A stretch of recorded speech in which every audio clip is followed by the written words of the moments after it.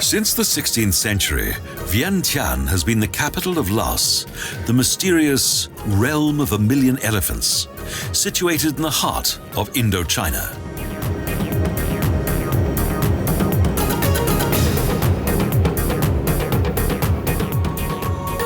The city originated at the point at which the first navigable section of the Mekong River joins with the Gulf of Thailand, once an important trading route to South China.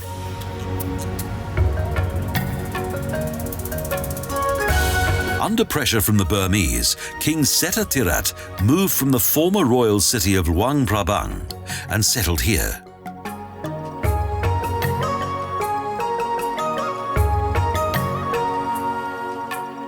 An historic and proud city, and one with a glorious past.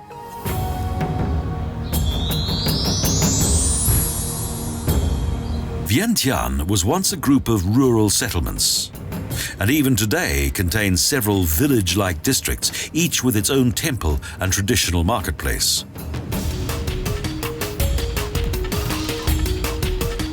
The largest of these morning markets is something to behold. Local produce from the surrounding area is on display.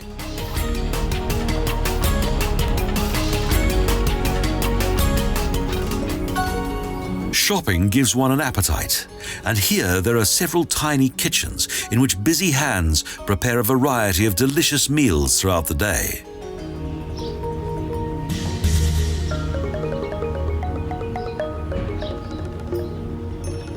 Fruit and vegetables are delivered early in the morning. And there's also a good display of meat. No refrigeration or special packaging here.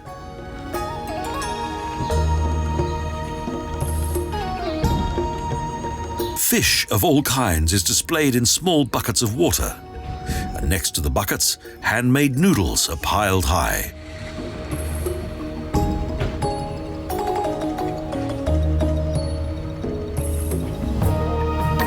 The fish market has canvas roofs, which are often close to the ground, and so it's sometimes necessary to bend down in order to walk between the stalls.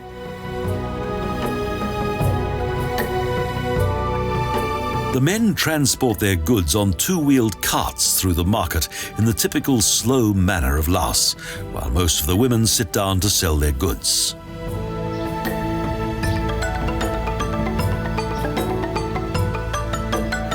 The morning market is a world of its own, with traditional rules and a daily routine that's always the same. For visitors, it's an exotic adventure.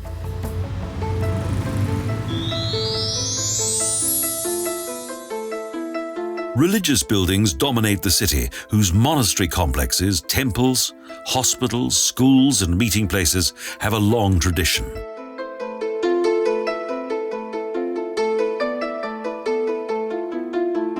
Wat Ho Phra Keo was designed to be a chapel for the royal palace and once accommodated the Emerald Buddha, a sanctuary from India.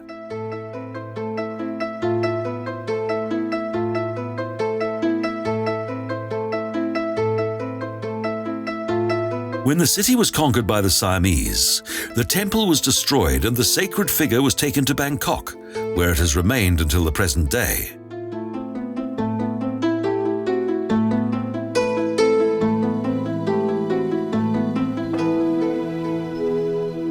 Soon afterwards, King Anu ordered the reconstruction of the temple complex.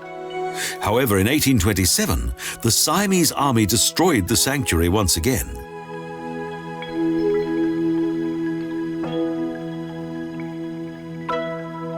It was not until 1942 that the pagoda was rebuilt, with an abundance of stucco and fine wooden carvings.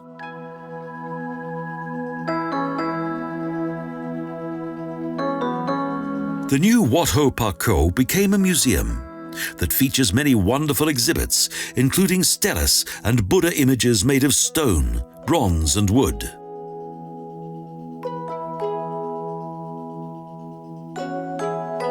So a secure place was created for these cultural treasures that have managed to survive despite the destruction caused to the city by the revolution.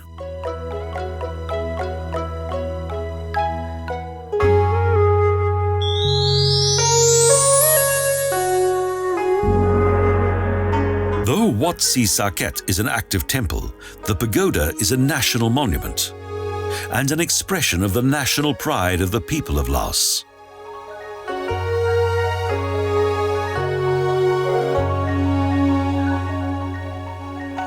As though by a miracle, this splendid pagoda survived the destruction of the city by the Siamese military in 1827.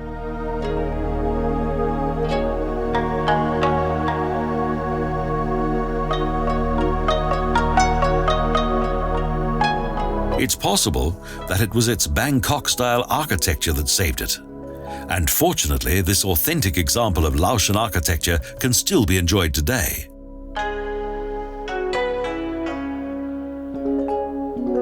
The aisles that surround the inner courtyards are quite remarkable, and the niches once contained no less than 9,168 Buddha figures.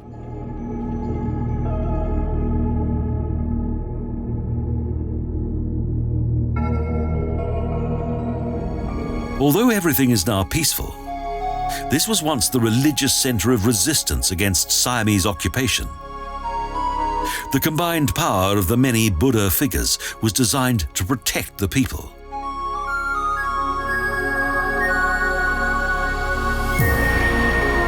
The temple's monks live in the outer courtyard, and several modern altars that contain new Buddha figures indicate that time has moved on.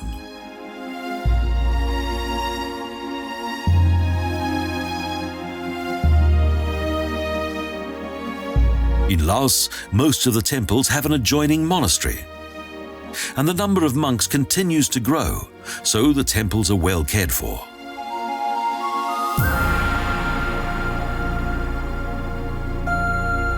The old library has survived, but the palm leaf manuscripts that were once stored here were also taken to Bangkok.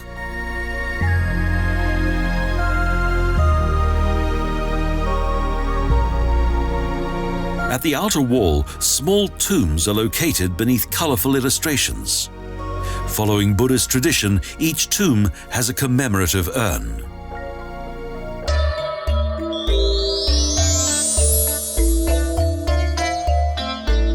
A 15-minute walk, and there's the Wat Si Muang, a monastery complex that dates back to the foundation of the Lan Zhang realm.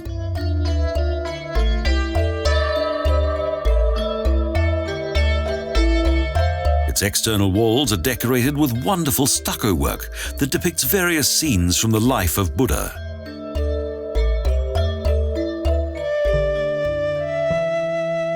At almost any time of day, one of the monks is on hand to see to the needs of the faithful.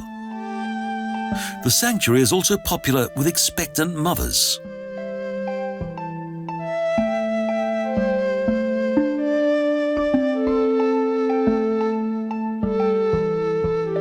Carved wooden casement windows and a collection of golden and black Buddha images of various sizes demonstrate good social position.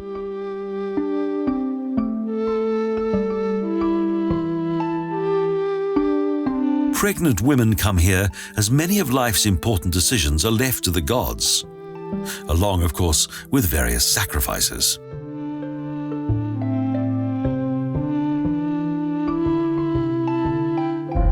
Each Buddha has its own special function, and it seems that the faithful know exactly to which of the figures they must address their concerns.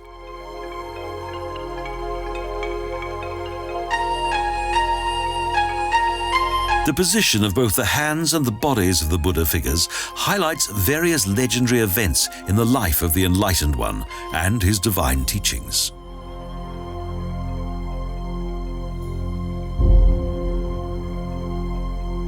Wat Si Muang was built on the site of the city's first sacred column. According to legend, many sacrificed their life voluntarily during the construction of this column.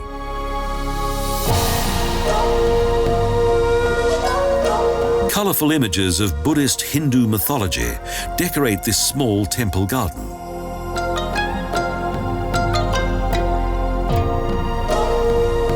A seated golden Buddha, a rooster, snakes and lions guard the statue of King Vong. A number of streets with well-preserved colonial-style buildings are a reminder that until some years ago, another nation once ruled here after Siamese occupation.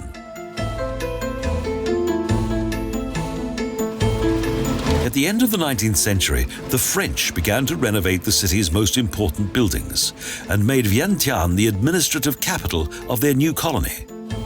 And they gave it a French look.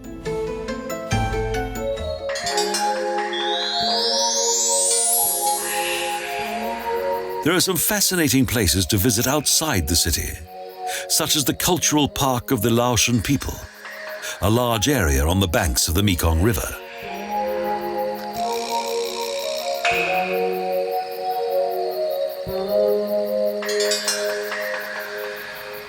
A government initiative, the park follows the traditions of various of Laos' ethnic tribes. It's certainly a forward-looking project.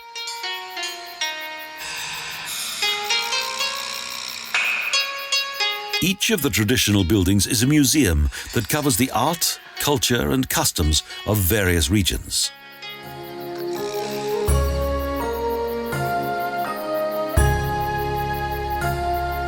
Laos is surrounded by China, Vietnam, Thailand, Cambodia, and Myanmar. So its rich variety of ethnic groups is hardly surprising.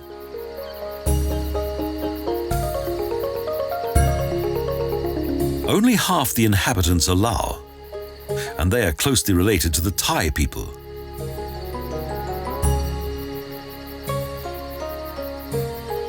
The remainder of the population consists of many minorities that live in the mountain regions in a complex tribal community, and far away from governmental constraints.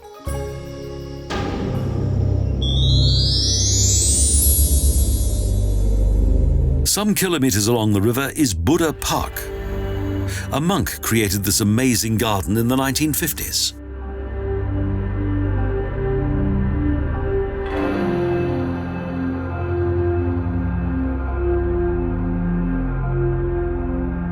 Giang Quan is a sort of Laotian amusement park. It contains a collection of stone figures that feature numerous deities.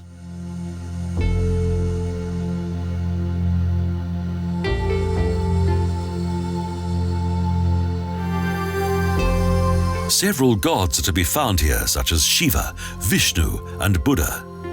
And there's also a huge pot that has 3 levels that symbolize hell, earth, and heaven.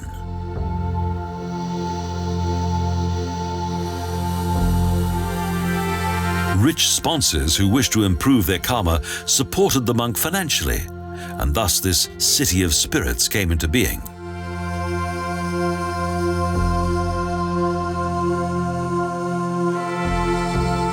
Following the country's communist takeover, the monk escaped to Thailand. And on the other side of the Mekong, he built yet another, even more bizarre place.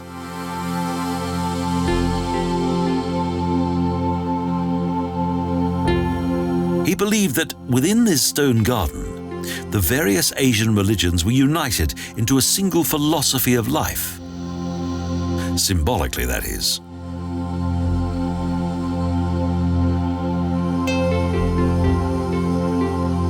A daring modern realization of religion has also found a home here, next to a monumental statue of a prone Buddha.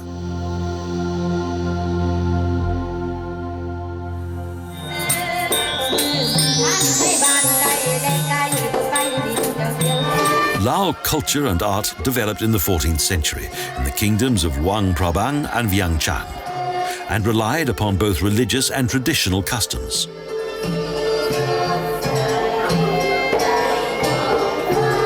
Yet Laos belongs to Indian culture, but in contrast to Cambodia, it's never been directly associated with India.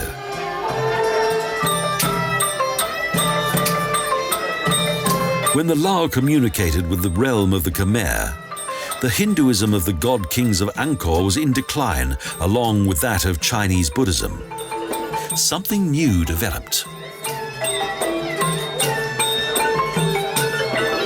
Various influences united, as well as both music and dance. Court ceremonies and rural dances have each become part of traditional life. The slow, ritualistic movements of the dancers are very impressive. Every gesture has a special meaning.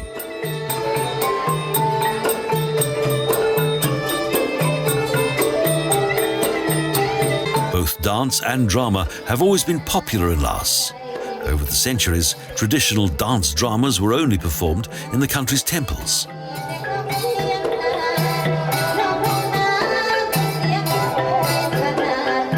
Lam artists entertain throughout the country with travelling theatres. Even today they perform in temple courtyards as well as in traditional festivals and events.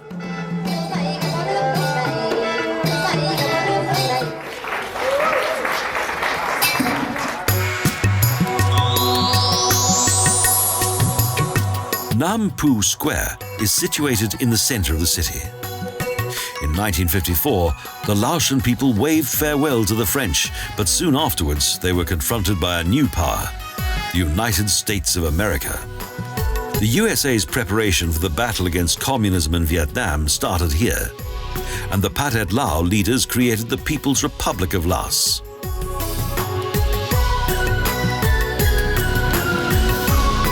"30 years later, in the 1990s, reforms that were long overdue opened up the borders and outside influences were welcome once again.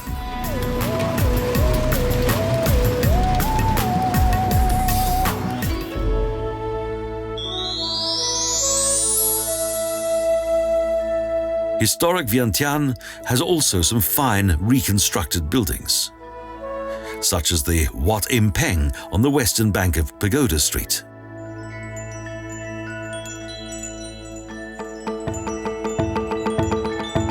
Artistic wooden carvings on the windows and doors, along with the paintings and stucco work on the walls, feature various legends from the life of Buddha.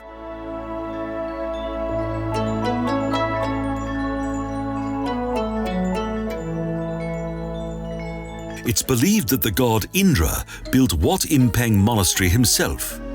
This is also indicated by its name. Im means Indra and Peng means to build.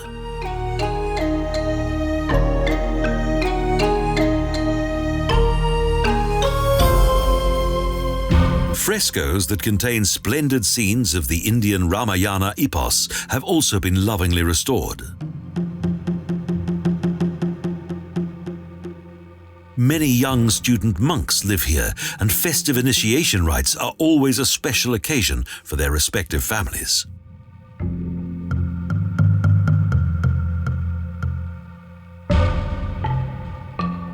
Following the communist takeover, any kind of religious practice was difficult. However, the government eventually recalled its Buddhist roots.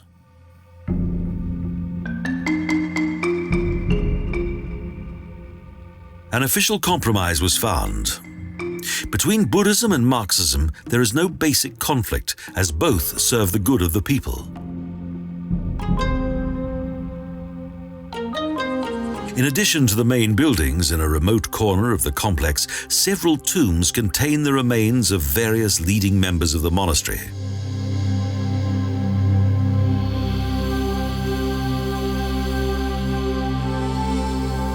In the middle is the city's oldest hotai that was built in the 19th century as a storage place of the Pari-Kanon.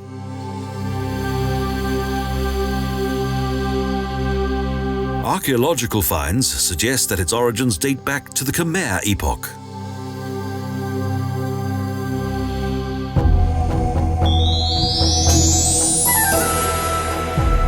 The Arc de Triomphe of Paris was clearly the model for the triumphal Anusavari Gate, located at the end of the Avenue Len Zhang.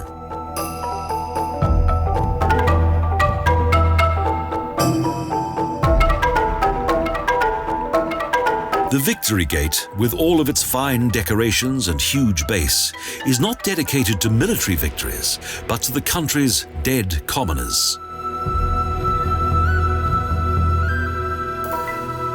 The huge inner dome of this unfinished monument is decorated with reliefs of the Lao version of the Ramayana epos and illustrations of various Hindu gods.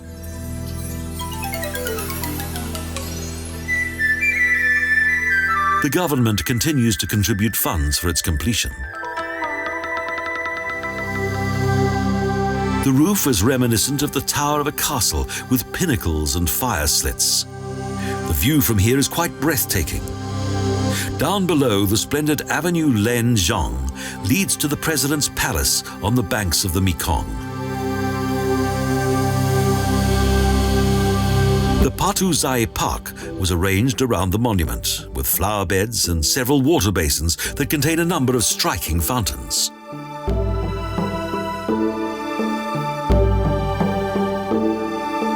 From each corner of the park, the Gate of Victory can be seen in all its glory. It's certainly one of Vientiane's main landmarks. The capital of Laos still captivates due to its combination of Asian serenity and French colonial flair. And Vientiane is still expanding and continues to add even more contrasting sights.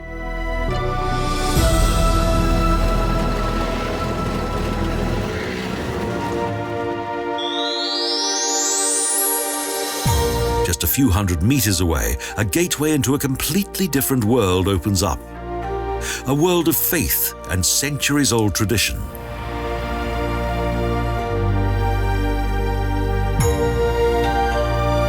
Pha That Luang is the national sanctuary of Laos. From time immemorial, it's been one of Vientiane's most important Buddhist places of pilgrimage. King Seta Tilat had it built on the site of a Khmer temple. But many years prior to that, missionaries of the Indian king Ashoka are said to have built a shrine here for a fragment of Buddha's breastbone.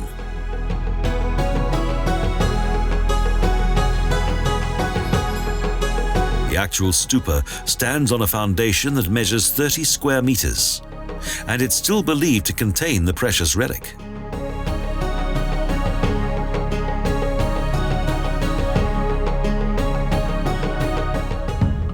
On the steps in the middle of each of the four sides, small chapels were built, and numerous figures of gods guard the upper galleries.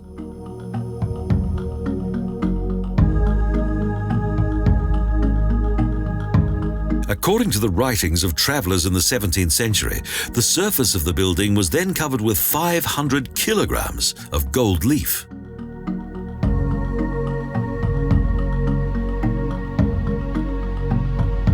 That was no doubt why the Ho bandits who once roamed Laos plundered the original building.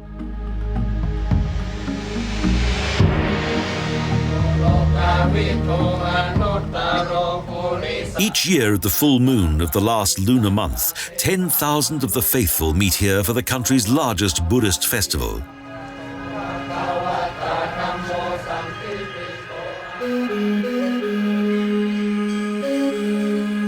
It was the French colonial rulers who ordered the restoration of this holy place. Thanks to them, the golden sanctuary still shines out in the bright sunlight, much to the joy of the faithful.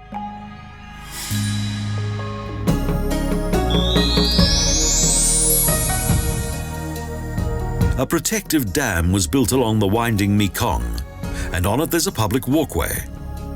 It's now extremely popular with the local population.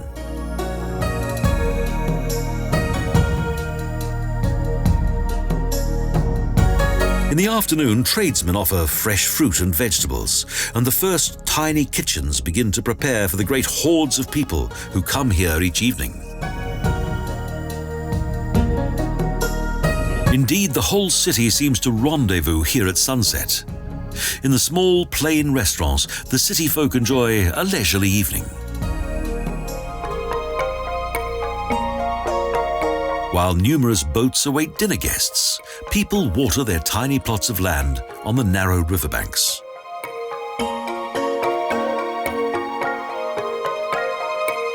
Everything here has the atmosphere of a small town. The temples are bigger than most of the city's other buildings, and monks walk the streets with their rice bowls. Some signs of affluence are beginning to appear, and in future years this place may become yet another Asian metropolis with skyscrapers, smog, and manic rush hours. Vientiane is poised to leap into contemporary times as it gradually emerges from its atmospheric curtain of bamboo.